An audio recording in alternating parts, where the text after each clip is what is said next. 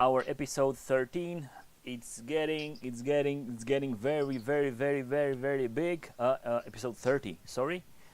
We've been through 13 and back, and now we're doing this with our good friends, our good subscribers, and today I'm joined in by my dear good friend Christian, who's always been here for me, who's been doing all the great stuff, helping us around with the channel, helping me around with the channel and everything. And also, Lud is working again, and I know Mikal also has some things he needs to take care of.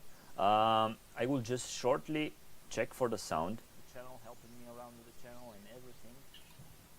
Yeah, the sound seems to be pretty good.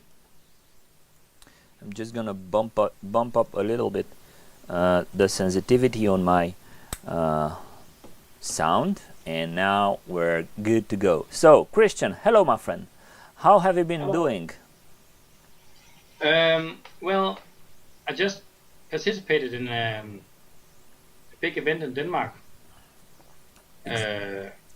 with, of course, some limitations due to COVID-19. Yes, my friend. It had to be two separate events that both had an effect on the overall campaign, so to speak.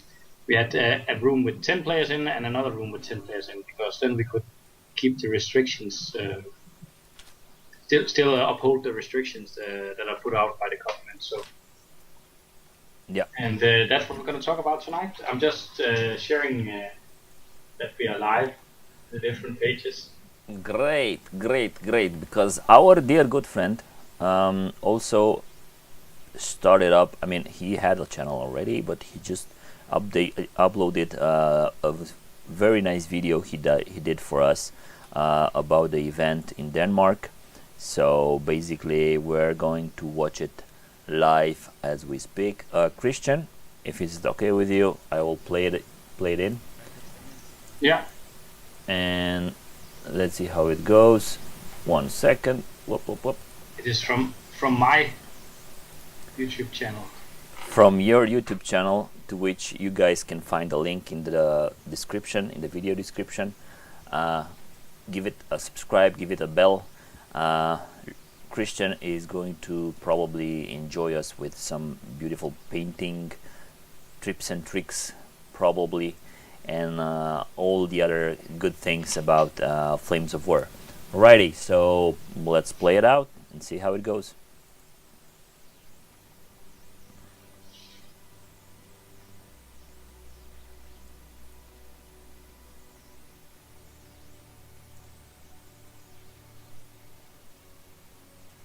Have a very faint. Alright guys, we're at the tournament. Alright, I need to buff up a bit. Arscon, and today I'm playing Carlos. Say hello, Carlos. And we're gonna play on this table here, which is like a beach assault. And I'm playing counter-attack against Carlos and his Panther list. Yeah, so this is basically some videos I took during the event. Therefore, I'm very stay tuned. I will boost up the audio, so if you want to talk very slowly. All right? Yeah. But it's okay. You can just listen to the audio on the video. But this is just a short video I made about the event. And the first game I had to play against Carlos and his Panther list in counter-attack with me defending. We had to make two lists, an offensive list and a defensive list. And after the battle plans had been rolled and we have chosen a stance, you could pick what list you wanted to play. So I had to defend here against him in counter-attack. And I managed to win a 6-3 victory by destroying his formation, actually. Yeah, killing panthers is not such a big biggie. Hello to everybody watching us, This uh, is enjoying the the video second with day us about the of the Danish campaign. tournament. And And have been I had issues to with play against Jesper from the Danish ETC team, Jesper Graf, and he's a very skilled player. the kid. So often what Please follow happens is me. that we end up in a draw when we play, or it's going to be a minor victory to Danish commandos. one of us. But I had to attack him in Bridget, and even though as in this city. I got all these additional cards that could boost my Fixing my army, he also got some cards, and this is because it's a campaign event. for sure. We have these different Reason why he has a support options that we can get issued by the general. let's see how it goes. We're playing And I had to defend, attack his Fortress Europe list, and it was a really tight game. And sometimes infantry save everything, sometimes it just die instantly. And I think I bombarded him for several rounds, as you can see here, both with my Ares and my flamethrowers, and they kept saving until all of a sudden they kept dying. And we ran out of time, and I contested the objective, and he still contested the objective, so we ended in a draw. against Claes. German Grenadier. And meanwhile, this was going on, all the other players were also playing. Hello, Claes. And I sent you a campaign map Yeah. on WhatsApp. We can look on it afterwards. Claes is defending. Playing with my reconnaissance. And in the last game, I had to play against a lot of Beats Grenadiers, because there was a I'm only playing one prize to be won if you had the most realistic separate list. formation that reminded or was most similar to the ones that were actually deployed in Denmark during the war. And Claes obviously had a lot of infantry, mortars, and some 88s, and I think it was some Panzer IVs or Panzer IIIs actually, which was actually present in Denmark. And it was a long haul because there were so many stands to kill before I could, push me away from the objective. And with all those platoons, every one of them had a Faust and a Shrek, so I couldn't just, assault. I had to It's be very delicate. it's very hard to go by Shreks and Fausts.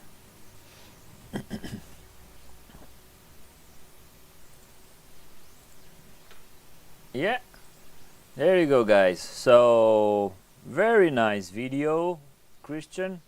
Very nice job doing the intro, doing a screenshot with everything, and particularly very nice of you to think about giving us feedback from your tournament and how it went. I'm trying to find the map you've sent me, but I'm having some issues with my phone connecting.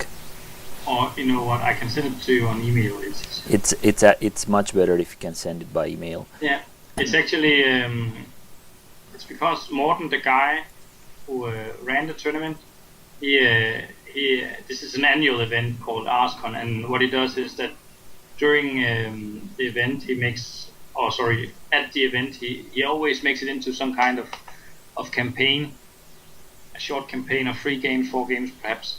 And normally we play, historical reenactment of like invasion of Normandy or defense of Budapest and stuff like that. But this year he had made this awesome idea for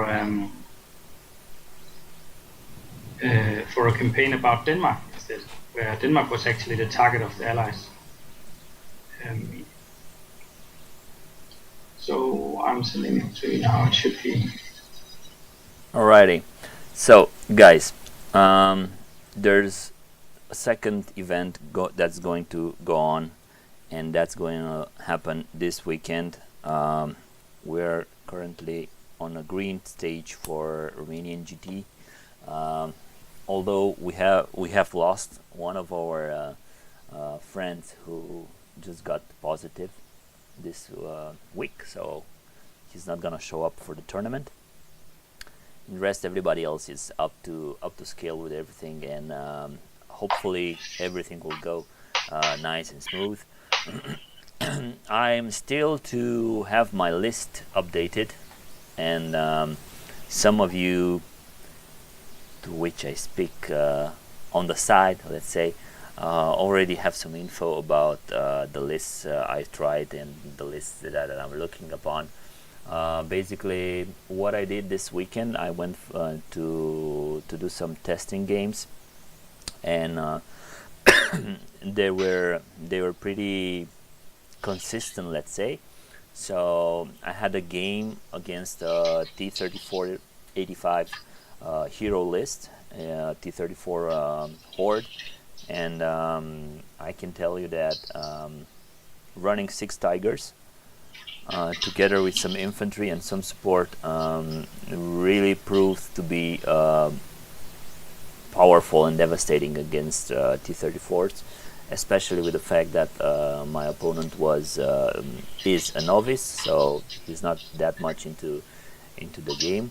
Although last time I played with him, it was on the stream. He managed to kill my Panthers, and he managed to succeed in getting the game. Yeah. And But everybody. that's nice to hear that you're able to host the event. I'm glad to hear that. But Exactly. Theo, have you received the picture? I'm still looking for it. He didn't say to me that you sent it, but I'm gonna look for it right now. Basically, the event is gonna happen, and I'm sure that everybody who's gonna join us will be pretty much taking all the security measures for COVID thing, and with all this situation and the crazy stuff. We haven't submitted any lists for the tournament because we just said that we're gonna show up at the event, and we'll deal with them from there. If anybody has any troublesome lists, although most of us are ETC veterans and most of us know pretty much how lists should be played and how lists should look. I'm just downloading your tournament photo as we speak. Yeah, and I can see we have a viewer all the way from Canada. So greetings to you as well, Chris. We often make events like that in Denmark where it has some campaign feeling across the tournament, and obviously this was a race to gain control of Denmark. So the Germans want to, keep it in their hands, and the Allies are pushing through from the western side of the country, and the Soviets from the eastern side, because they wanted to secure the waterways for their Baltic Sea fleet to be able to get out in open waters.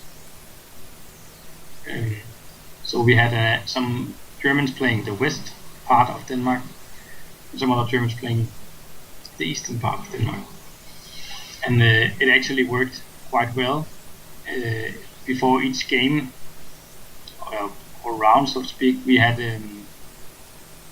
our general use little tokens on this map that I'm going to show in a second,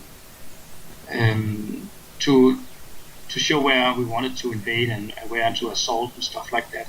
And then the Germans could react by defending those areas. And there were some key cities that, if you controlled them, you gained a lot of victory points.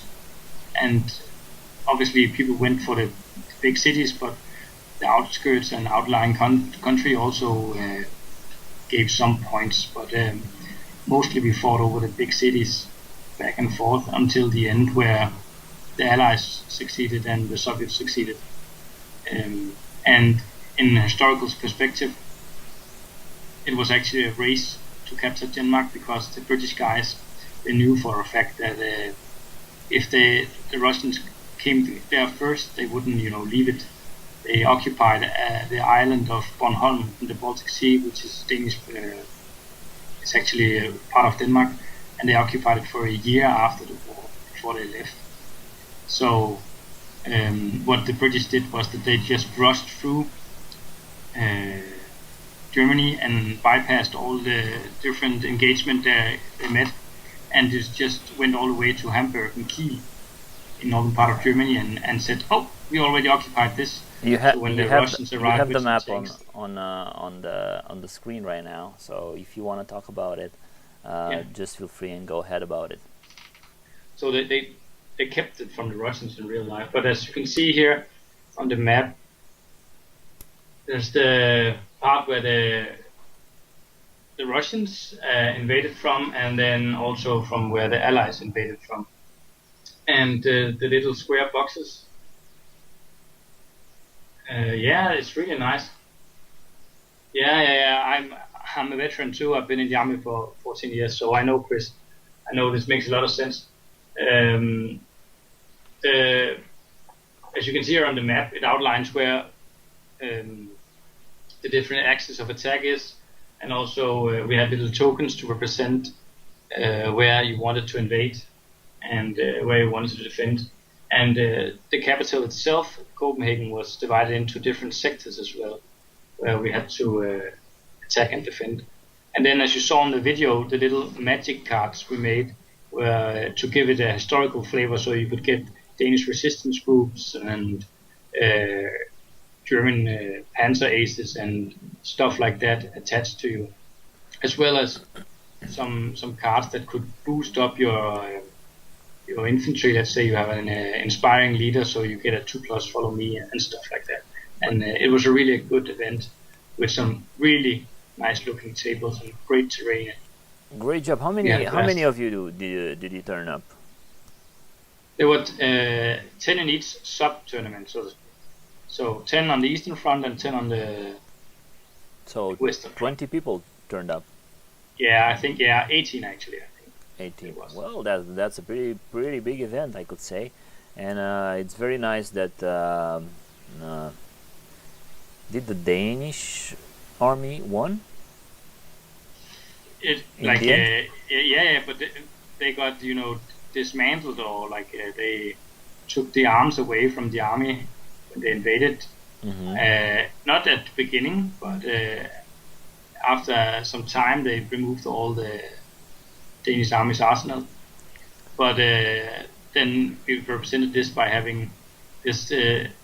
You could get Anders Lassen, actually, who's a Danish war hero, fought in the British service and won a Victoria Cross. The only one among 2 foreigners that were awarded it during the war.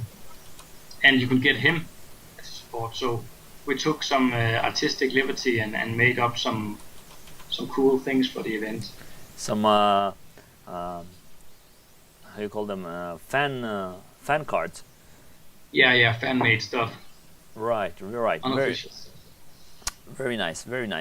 I'm really into these kind of events, and I would really like to participate in this kind of things. And I really hope that by this time next year, we'll be able to travel around the world and go to take part in this kind of events that are really nice from the perspective of a player who just wants to play some narrative game, who wants to play something more historically accurate. Although I don't know how much of historically accurate your event was, but it surely had a lot of unique stuff, like those cards, those hero cards, and special things. Very nice. I'm looking at yeah. I'm sending you something that I wanted to show the guys and talk about, which is they've seen my reconnaissance list, but I want to show you the SAS squadron list that I made.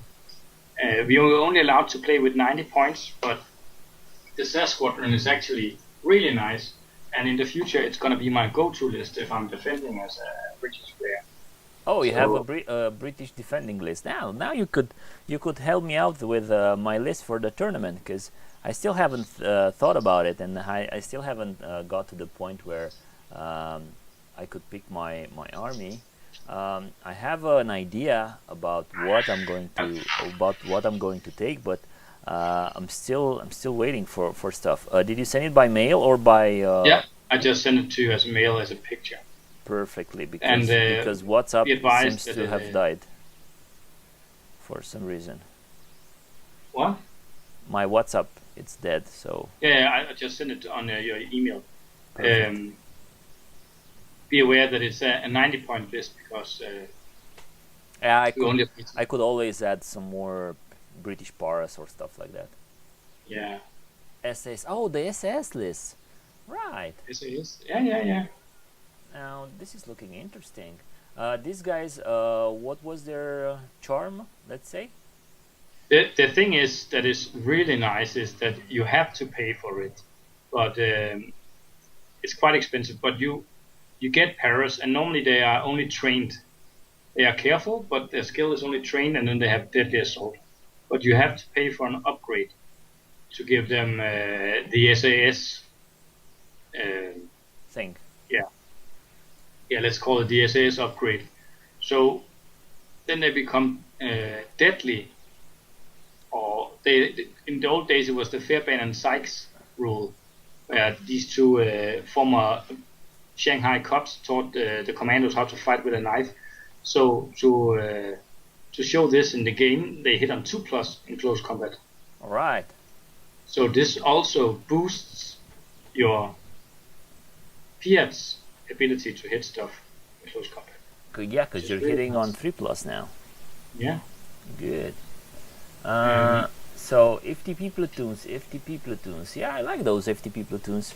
I know Lude is a big fan of that, and I'm quite becoming fond of them also because I've tried them several times, and for the 7 points they cost, they do a really great job. So you got the SAS Parachute Squadron. Yeah, and the idea behind the list is that with the FTPs, you have 2 platoons on the table that All the is time. there for free. So your reserves, you can like withdraw 14 points in this case from your reserves. So, and what I did was I had the Cromwells because I wanted a fast reserve to arrive, and because this is a 90-point list, this is the reason why it looks like it does. If it was a true defense list with 100 points, I think I would do small alterations and I would not bring the plane. And the reason why I have the plane with me is just because it was a campaign and it was an event day, so I wanted to bring it. In a competitive list, I won't bring it. Yeah.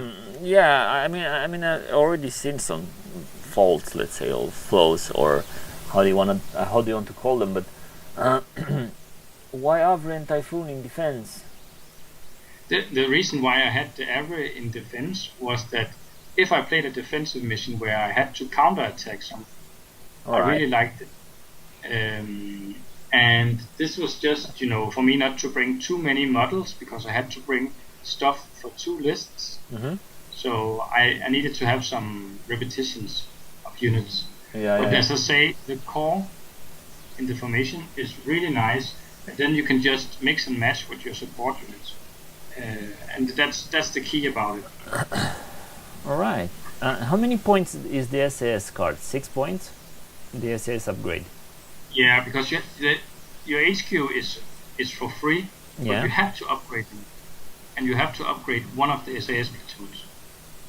Right. So only one platoon or both platoons? I mean, can you upgrade the FTP ones also? No. So you get a SAS platoon that hits on 2+ with a Piat that hits on 3+, and that are really good. Also because in comparison to regular paras, they are 3+ in skill as well. So they can cross minefields easier, like the paras can, and they can dig in easier. All right. So basically, veteran paras for the win. Yes. Nice. Yeah, with a 2+ in close combat. Nice. That's better than the other. Nice. I really like it. I'm gonna just show you briefly what's my defensive list that I want to try out, and I want to ask you guys your opinions. Christian, your opinion counts, and everybody else's. But I just want to see if you see this list as a go-to list for what I got. Let me just find it first. Oh, where was it? So carriers. Okay.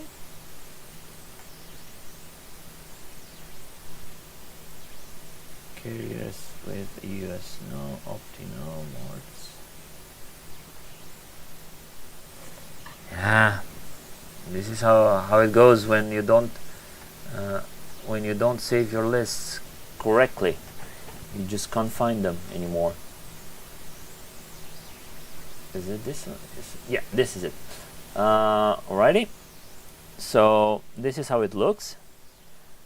Basically, it's something very similar to the offensive lists that both me and Christian are running, usually, with carriers and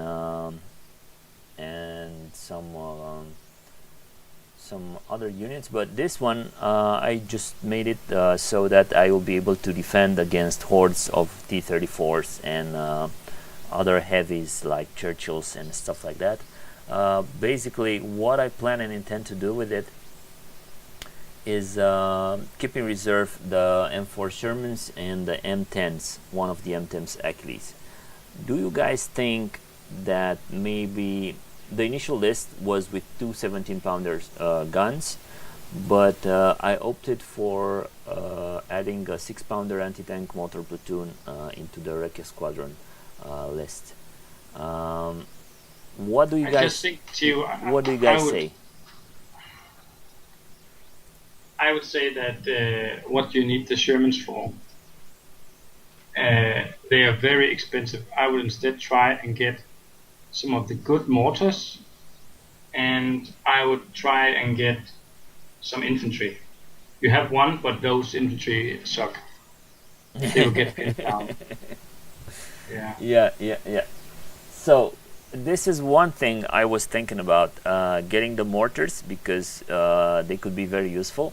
And basically what I could do would be to get rid of the motor platoon and get the mortars, and then instead of the 6-pounder guns, get the paras. That could be an option. That could be an option that works. I will try and see. I will try and optimize it and play it through my mind, if I can, and as good as I can. This is one of the lists. The other one is my classic carrier list with the crocodiles and Churchills. Is it this one? This one should be. Yeah, but Theo, I just think that if you use battle planes at the event, yes, you'll face off against another guy that plays attack. exactly. And you will play some of the missions like Free Fall and Dust Up and stuff like that. Yes. And if your lists are geared to handle that, well, then it's fine. But what I think you should really try and do is make a defensive list, and then look on your list and see they're gonna pick attack, and you will pick defend. Look at those 6 different missions that you can play. The ones that they made battle plans, I think, from Breakthrough Assault, the ones we use. the ones from Breakthrough Assault, we will be using them also. And this is what actually I thought of, because most of the guys will probably play attack. But guess what happened? I went to last weekend I went to the club and tried out 6 Tiger lists, and what I figured out was that all the veteran players are thinking of maybe going defensive lists also, because it's kind of a 50-50 mix of showing up people. So there's the core ETC team, let's say, who's gonna be facing newcomers or people who just don't play that much Flames of War in version 4 at least. So basically, we should see. I mean, it's pretty strange how it will show up and how it will be. This is my go-to list for attack. It's also based on the carriers. It has Avre, it has Crocodiles, which in my games, oh my god, they did so good. I mean, I was pretty, let's say, not so confident about them, and I was thinking, will these ever do any good? I mean, they cannot contest, they cannot charge into contact, and they are huge as fuck. You can hardly move them around, and you can hardly position them so that they don't block line of sight from, let's say, the 17 pound, the Achilles or anything else shooting with a gun. Gio, do you have you only have the 17 pounders as AT? Is it a blue on blue tournament you're participating in? Yeah, we're gonna try the first round to be blue and red, and then we should see how it goes from there. Yeah. Okay. Yeah, it looks decent, but I would still try and the mortars are so nice because you need the smoke, man. I got them here. And yeah, but you don't have the good mortars. No, they're the good mortars, the 3-inch ones. But you want the ones with firepower 3+, I think. These are just fine. Because what happened last game, they pinned in the first. I mean, I succeeded in putting the smoke screen. I advanced all my troops, and then the next turn they got pinned down, and they remained pinned down for the entirety of the game, about 7 turns. But what you could really do to try and kick it up is to take the American armored mortars or artillery, the ones, you know, ICAM T-70 or what's that called, the ones with in half tracks with a gun on it, artillery piece. Those are really nice because they are armored. You get a 50 cal, you get a decent good gun firing forward, and you get indirect fire. I looked at it, and I can't remember if you can take them as which ones? Which ones?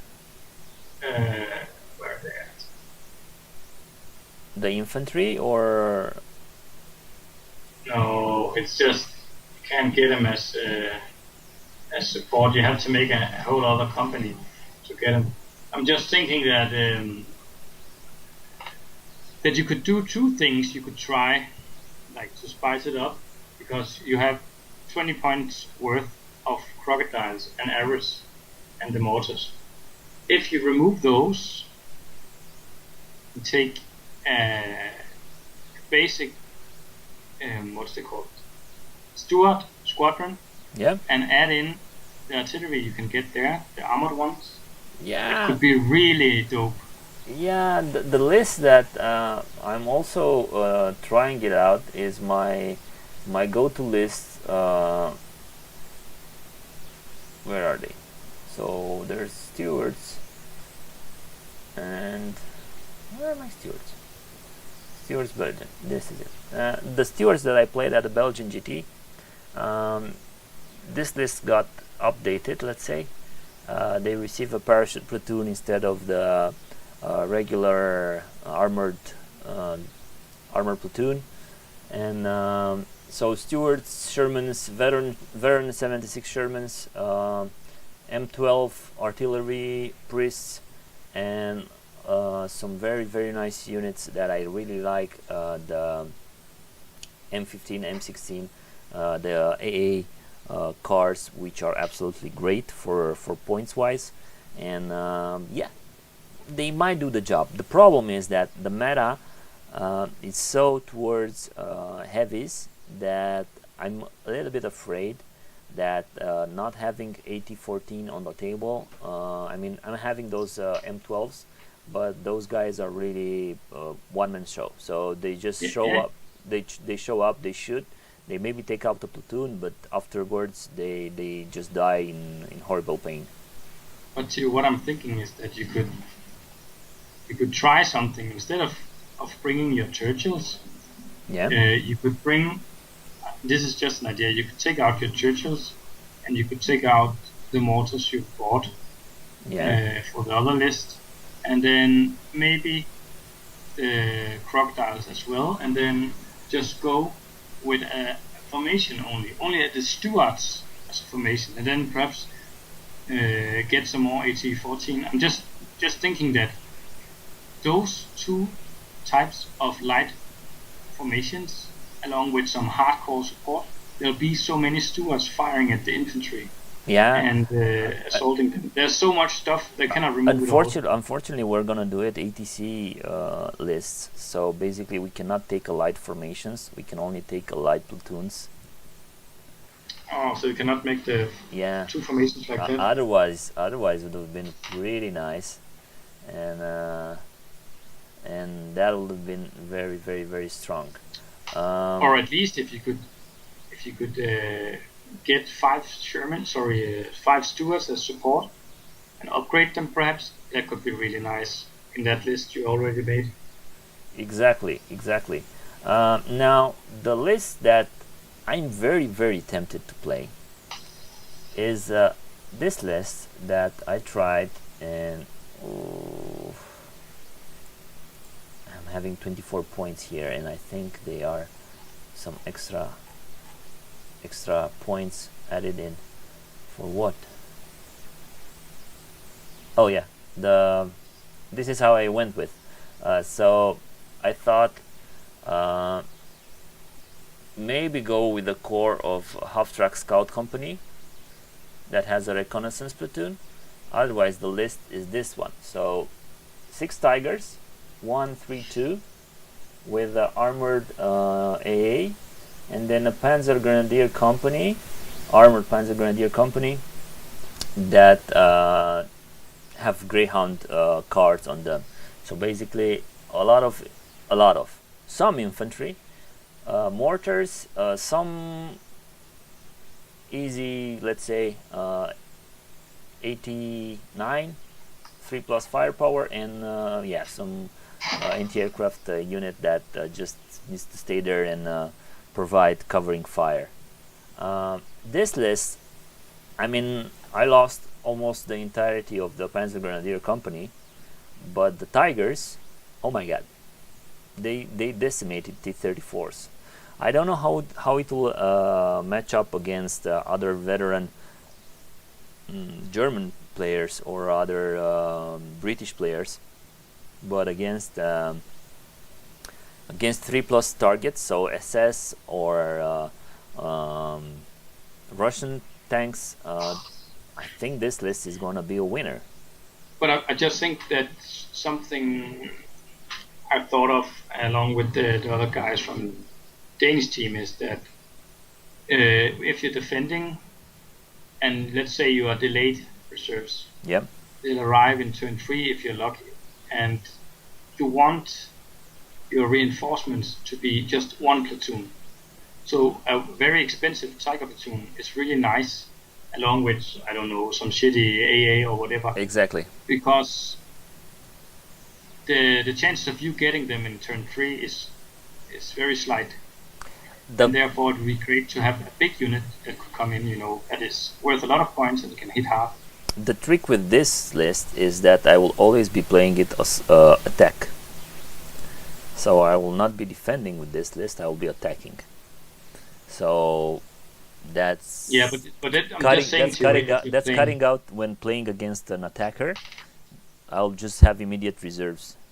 That's I'm just the worst saying, situation. If you play attack in the battle plans and you get to play a fair fight, let's say dust up, it's really nice that you can have the Tigers coming as your reserve. Yeah. This is what I thought, and oh my god, they played really good. But I don't know. I mean, there are chances. I've played the British list much more, and I'm more comfortable with it. Germans, they were like, they brought me to the 3rd place at the ATC singles last time, but I could say that if I would have played my American list, I would have probably done better. So yeah, what can I do? What can I say? Things are just a tryout, and probably I'll be trying it out on Friday evening probably. I'm not sure about it, but I still have to find the time to go through. I also have some SS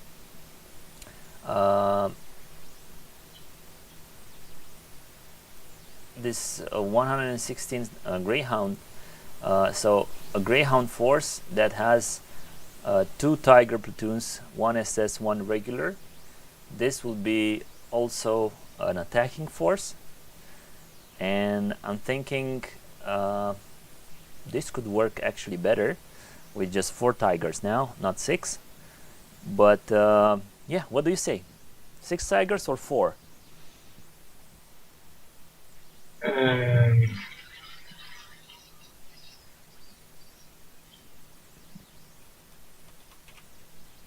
Let's see. Yeah, but if you could get 3 tigers in one platoon and then add some more to your formation, I think that would be better. That would be better. Because if you're defending, yeah. Yes. I haven't tried this one. It's still only playing in my mind, so it's only playing in my head for the time being. I haven't tried it out. It has the potency and the decency to do good, but the only bad thing about Greyhounds is that the 5+ motivation they have for staying on the table really breaks down the German spirit of staying on 3+. And when you play against anybody else, nobody else has a 5+ last stand, apart from the Recons. So basically, this will be very, very hard for me. Or I think the Deserets also have a 5+ last stand. Yeah. But how many guys will be participating in your event? We're probably gonna be around 8 to 10, so it won't be that big.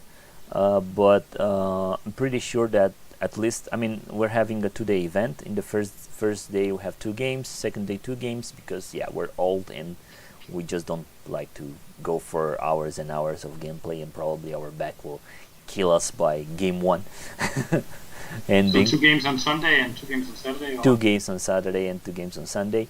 And what we will have is basically on first day everybody turns up with their lists, and we match them up. Probably we're gonna use Tourney Keeper, the tournament we just created together last time. So you guys, if you guys want to see how that went, just go back to episode 29 and you'll see pretty nice info and tricks on how to create your tournaments on Tourney Keeper. And what happens on Sunday, I will probably be playing the veteran players, the ATC players, if I'm not lucky enough to play them in the first 2 games. Because if I play the good players in the beginning, that will be pretty nice for me, because I know that they won't be equal, they won't start on same position on Sunday. So basically on Sunday, if I can beat them on Saturday, or at least be there with them, then on Sunday I will have, let's say, more approachable opponents, so it will be a little bit smoother. I will be streaming it, so I will try to stream Saturday games, I will try to stream Sunday games. We'll probably have the breaks cut out, so probably we'll have the first game and then take a break and then do another stream, and so on and so forth. I'm really. But will you speak Romanian at the tables then, or would you speak? I will be speaking in English, and I don't know if the guys will also join in for the English talking, or if my opponents will be talkative, let's say. Usually they are nice fellas, and you guys know them already from the ETC, and they really like to chat also, and probably the swearing will be done in Romanian, so just cursing on the dice and everything. To keep it to keep it smoothly and YouTube friendly, let's say. Otherwise, I will try to see how it goes. Hopefully they will all my opponents will agree with me filming them at the table, because this is one issue that one could have at a tournament, because not everybody likes to show on YouTube, or particularly not in a live feed where maybe you just want to say a bad word, maybe you would just want to do, I don't know, some gestures that you usually do and you don't want to show up on YouTube, everybody watching you. But other than this, I'm looking forward, and I really hope it will be an event and the streams will be high quality, and I will try to do some dice camera. I will try to do these kind of things. I will try not to stress myself too much about the streaming and actually try to win the tournament. It will be hard, but not as hard as usual, because I'm hoping the guys are still rusty. They haven't played that much, and I'm looking forward to see how it goes. Christian, do you have the anecdote? Yes, but before the anecdote, I think we should announce that we are signing up to. Oh yeah. That thing. You want to tell about it? Yeah, you say about it. You say about it. Okay. I will put the link in the description to that thing. Yeah, this we're gonna sign up. I think it's during the coming days. We'll sign up for an award show where the guys from Little Wars TV have made an award ceremony just to heighten the the, how can I put it, like to show the appreciations of the people that try to do something for historical wargaming, whether it be a video blog or vlog or what is it called, a YouTube channel, all kinds of stuff that is good for the community. They have designed this award show just like the Oscars, and this is due to the fact that the amount of new players coming into the hobby of historical wargaming is deteriorating, especially in the US, not so much in Europe, but in comparison to sci-fi and fantasy games, there's a lot of people, from a young age that want to play Warhammer, and then late in life they'll start to play historical games. But then again, if they just get stuck in Warhammer, they're not going to go to the hobby, because as some of the retailers said in the announcement video, the ones that sell the stuff, if they have a historical Napoleonic game and Second World War game on the shelves, it takes up space that they need to, every part of the store needs to sell to make the poor guy that having it money. So for him to sell Warhammer is easier than historical games, no matter how much you love it. And also some people might feel deteriorated by looking at historical games and thinking, oh my god, that's a lot of models I need and a lot of advanced rules and stuff like that. So they really wanna, with this award show, try to heighten the hype around historical games and the focus towards that part of the community. And we are signing up, and then it's up to some judges to decide it, and it's judges from both wargame creators and also I think it's Duncan Rhodes, the guy from that used to work for Games Workshop but now has his own painting channel on YouTube. All those guys, different people from the community, are going to try and vote or be the judges that will vote, and we're going to sign up for that. Yay! and see if we can get it, just because this is the brainchild of Theo, and me and Ludi just chipped in, and Michael some way also, to keep people's spirit up during this horrible time of COVID-19. Exactly. Just kept growing and growing, and now we are at episode 30, and things are doing great. So we're gonna sign up for the show, and then people can vote for us. But exactly, in the coming days, you have the link. You have the link in the description of this video. So be sure to go there. I will try to sign us up. I think the sign-ups are already open. Christian? Yeah, I think so. Let me check. I will try to sign us up tonight, probably. Yeah.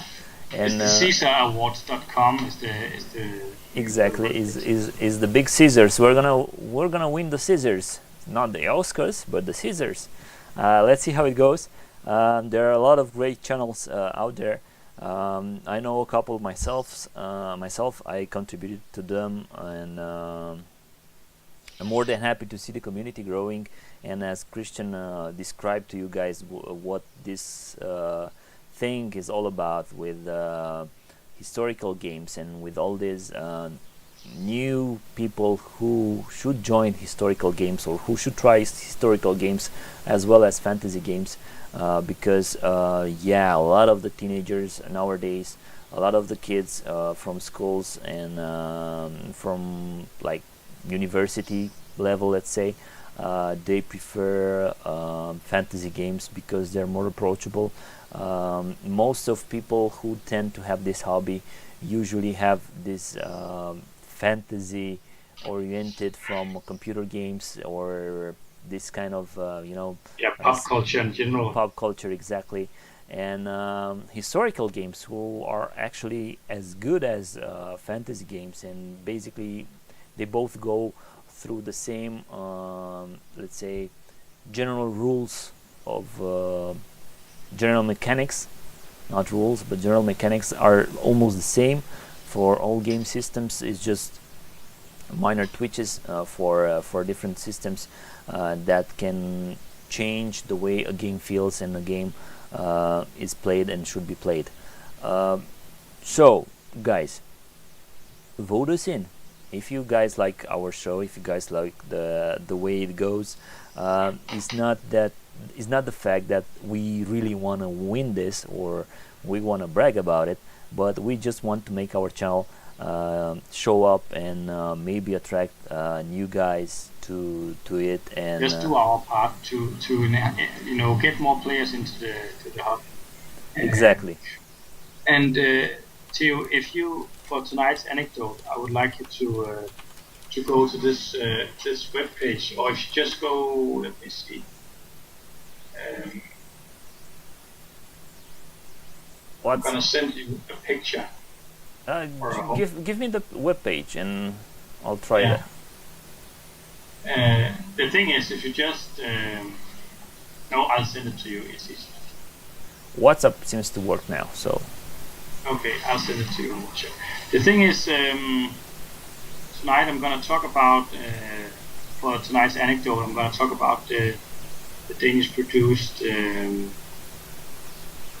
Madsen 20mm machine gun that were fitted on motorcycles that the Danes used at the point of invasion in 1940 in April 9. And this was really how can I put it? It was this weapon was ahead of its time, because the Germans, when they invaded, they thought that they didn't need any tanks in the first wave. They just brought in the half tracks and SDKFZs, 250s and 251s and stuff like that. And they had a field day, all the Danish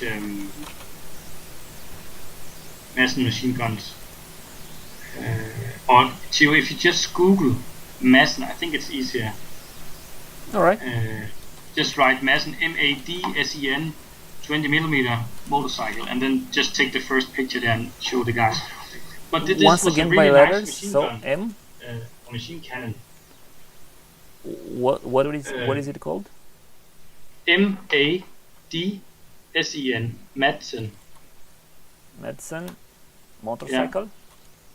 Yeah, and just write 20mm and then motorcycle, then you should get a lot of pictures of it.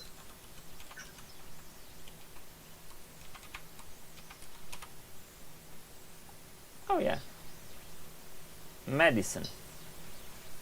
No, Yeah, it's Madsen. Madsen, yeah. Alrighty, they're up on the show right now. Yeah, and the thing is, it's actually an upgraded version of the machine gun they just made, or the machine gun they just made, and they made this same machine gun, just enlarging all the pieces, and it could be fitted as like anti-air gun, or in a tripod, or as you can see in some of the pictures, in a motorcycle sidecar. And the thing is, it's very nimble to go around on the battlefield with such a machine cannon. And as you can imagine, in early war, it could easily shoot through light tanks and medium tanks of that era. And it was very nimble, so sort of a glass cannon that could quickly displace and shoot from another position. Do you know how many kilos this thing used to weigh? No, but I don't know how much it weighed, but I can tell you how much it killed during the invasion. And it killed at different towns. It killed, let me see, here is this. It killed 8 armored fighting vehicles, like half-tracks and stuff, in the first engagement. And then it also killed 3 222s, SDKFZs 222s. And it also killed 2 Panzer ones, actually. Really? So can you imagine? Yeah. And think about it, how cheap it is to put a machine cannon on a motorcycle in comparison to building an entire vehicle. So it was only because the Germans had so overwhelming numbers and threat from the air. But if the Danes were allowed to fight on, the government surrendered after, I think it was 2 hours or 4 hours of fighting. But if you were allowed to fight, because the country, it couldn't withstand. It's not like in Norway where they had mountains and stuff to hide in, and Denmark had a really nice infrastructure, so it was easy for the Germans to gain a lot of ground quickly. But if they had been allowed to fight all the way up through Jutland, displacing and firing and maneuvering, they could have done a lot of damage to the German war machine. So and after the war, a lot of armies used the Madsen machine gun and also the cannon. But I think it was in the 50s and 60s that they stopped producing weapons in Denmark of that magnitude. Now it's only like rifles and hunting rifles and stuff. Nice. But, and I think you guys do some cartridges also, some ammunition. And you're building a self-propelled gun also.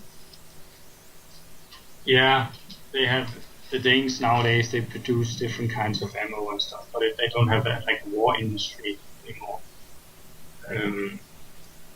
But a lot of armies use this 20mm cannon on different vehicles.